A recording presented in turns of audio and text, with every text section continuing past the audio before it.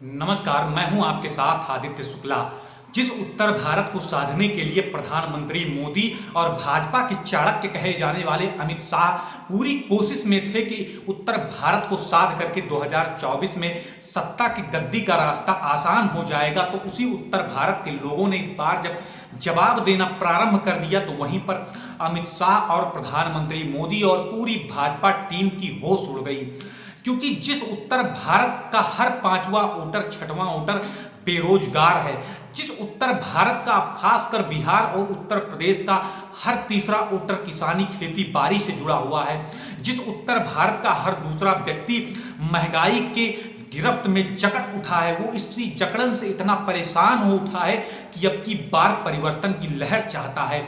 और उसके परिवर्तन के लहर और परिवर्तन की आस इस बात से और मजबूत हो गई जब कल राहुल गांधी ने अपना एक वीडियो जारी करके कहा कि हम 15 अगस्त तक 2024 4 जून के बाद से लेकर के 15 अगस्त के बीच में हम 30 लाख नौकरियों का सृजन कर देंगे। निकल रहा है, वो स्लिप कर रहे हैं और हिंदुस्तान के प्रधानमंत्री नहीं बनेंगे। 4 जून को इंडिया गठबंधन की सरकार आ रही है। 15 अगस्त तक भर्ती भरोसा स्कीम में 30 लाख युवाओं को रोजगार देने का काम। जिस महंगाई की गिरफ्त में, जिस बेरोजगारी की मार से उत्तर प्रदेश और बिहार का युवा परेशान है, अब उसे उम्मीद की एक किरण नजर आने लगी है।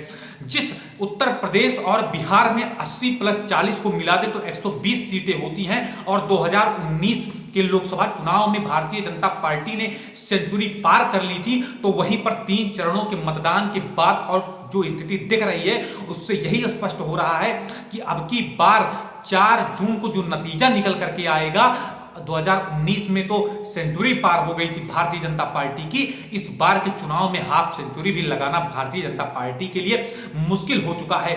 जिस कांग्रेस पार्टी का जनाधार आज के समय में शून्य हो चुका है, वही कांग्रेस पार्टी, वही राहुल गांधी बिहार में तेजस्वी यादव के सहारे और उत्तर प्रदेश में अखिलेश यादव के सहारे नैया पार करना चाहते हैं, तो उसमें पूरी तरीके से अब सफल भी दिख रहे हैं। क्योंकि जिन सीटों पर, जिन उत्तर प्रदेश की 26 सीटों पर चुनाव हो चुका है, उसमें भारतीय जनता पार्टी की स्थिति काफी डमाडोल नजर आ रही है। और डमाडोल स्थिति इससे भी नजर आ रही है और स्पष्ट हो रहा है क्योंकि प्रधानमंत्री मोदी की यदि आप भाषणों को सुनेंगे तो उसमें बेरोजगारी और महंगाई पर कम बोला गया है, विकास पर कम बोला गया है। पिछले कुछ दिनों के भाषण को आप उठा करके देखेंगे तो हिंदुत्व के पिच पर प्रधानमंत्री मोदी पूरी तरीके से खुलकर खेलने लगे हैं। क्योंकि प्रधानमंत्री मोदी भी जानते हैं, क्योंकि बेरोजगारी पर बात करेंगे, महंगाई पर बात करेंगे तो जनता उनके बहकावे में नहीं आने वाली है, तो इसीलिए अब वो पूरी तरीके से हिंदुत्व के पिच पर मैच खेलना स्टार्ट कर चुके हैं। अब क्या हिंदुत्व के पिच पर उत्तर प्रदेश और बिहार की जनता मोदी के साथ आएगी? मुझे तो नहीं लगता, एक राजनीतिक विश्लेषक के तौर पर, क्योंकि जिस प्रकार से महंगाई अपने चरम पर है, लोगों की कमर टूट चुकी है महंगाई से, युवाओं के चेहरे पर हतोत्साह दिखने लगा है, उत्साह पूरी तरीके से गायब हो चुका है। 2019 के बाद से शिक्षक की भर्ती नहीं आई, पेपर होते हैं तो पेपर लीक हो जाते हैं, वैकेंसी आती भी है तो चुनाव के पहले वैकेंसी आती है, फाइनल रिजल्ट आते आते 2-2 साल लग जाते हैं, तो कहीं वैकेंसी कोर्ट में अटक जाती है। जो विपक्ष महंगाई और बेरोजगारी को मुद्दा बना करके पूरा चुनाव लड़ना चाहता है, तो वहीं पर एनडीए इसे धार्मिक राजनीति में परिवर्तन करके, धार्मिक राजनीति को साध करके हिंदुत्व के पिच पर खेल करके हिंदुओं का वोट लेना चाहती है।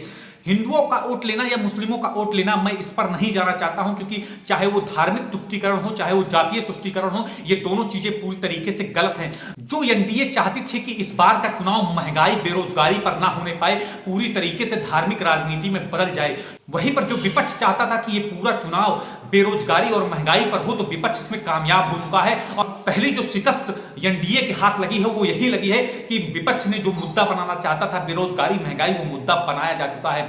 और बेरोजगारी और महंगाई मुद्दा बनने पर कहीं ना कहीं मोदी सरकार को काफी दिक्कतों का सामना करना पड़ेगा।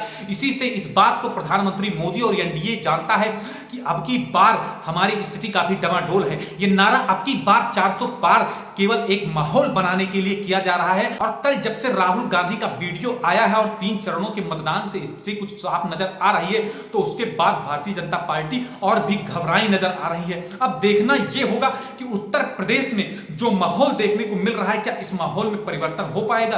क्या इंडिया गठबंधन के साथ जो अभी माहौल पूरी तरीके से दिख रहा है, क्या इंडिया गठबंधन के साथ जनता जाना चाहेगी? ये अपने आप में बड़ा सवाल है। जब से राहुल गांधी रायबरेली के चुनावी मैदान में आए हैं, तब से भारतीय जनता पार्टी के खेमे में, एनडीए के खेमे में और भी ज्यादा हड़बड़ाहट नजर आ रही है। यदि ऐसे में रायबरेली और अमेठी सीट पर कांग्रेस फतह हासिल कर लेती है, तो फिर कांग्रेस की स्थिति और समाजवादी पार्टी को मिला लिया जाए तो उत्तर प्रदेश में काफी मजबूत स्थिति में आ सकती है इंडिया गठबंधन।